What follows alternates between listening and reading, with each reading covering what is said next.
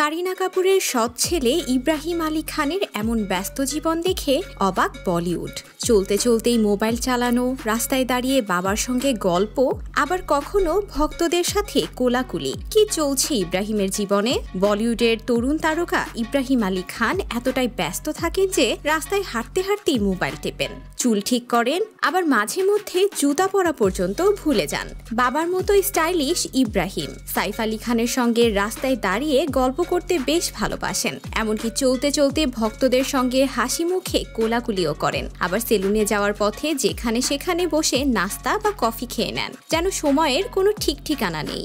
এমন ব্যস্ত জীবন যে বলিউডের কোনো সুপারস্টারেরও হয় না। তাহলে প্রশ্ন উঠছে, ইব্রাহিম এত ব্যস্ত কেন? তিনি কারিনা কাপুরের সৎ ছেলে এবং সাইফ আলী খানের প্রথম সন্তান। তবে ইব্রাহিমের মতো তার বোন সারা আলী খানও কম যান না। শোনা যায় তিনি এত বেশি গোসল করতে ভালোবাসেন যে দিনে একাধিকবার ঠান্ডা পানিতে গোসল করতেও দ্বিধা করেন না। আর টাকার ব্যাপারে সারার স্টাইলও দারুণ চমকপ্রদ। বাবার টাকায় রীতিমতো উৎসব করেন। কখনো কখনো খরচের হিসেবও ঠিকমতো মেলে না। যদিও সিনেমা দুনিয়ায় তার প্রতি নেটিজেনদের নেতিবাচক মন্তব্যের অভাব নেই। আসলে সাইফ আলী খানের পরিবার একসময় জমিদার ছিল। ব্রিটিশ আমল থেকেই তাদের প্রভাবশালী পরিচিতি। তবে মজার বিষয় হলো, এত বিশাল সম্পত্তির পরও ইব্রাহিম ও সারা কোনো উত্তরাধিকার পাবে না, এমনটাই জানা গেছে। আজ ইব্রাহিম ও সারা দুজনেই ব্যস্ত বিলাসবহুল ব্র্যান্ডের সাথে ডিল করতে। সারা ইতিমধ্যে ইন্ডিয়ার বহু টপ লিস্টেড ব্র্যান্ডের সাথে চুক্তি করে মোটা অঙ্কের টাকা আয় করছেন। আর সিনেমার পারিশ্রমিক 1.5 থেকে 2 কোটি টাকার মধ্যে।